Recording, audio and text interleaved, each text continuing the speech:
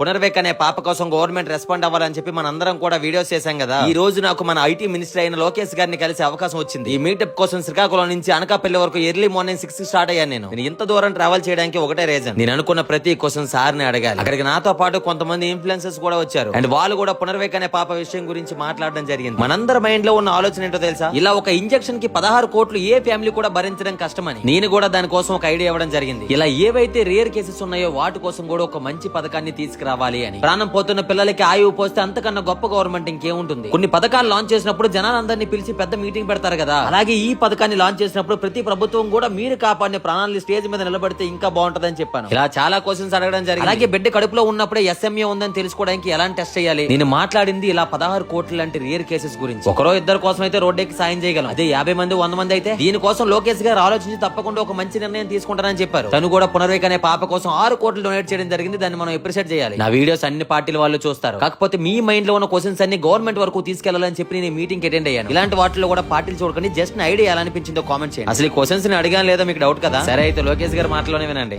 అందరూ ఎక్కువ మాట్లాడేశాడు, అందరికన్నా ఎక్కువ ప్రశ్నలు అడిగేశాడు, అందరికన్నా ఎక్కువ సాగు పెట్టాడు.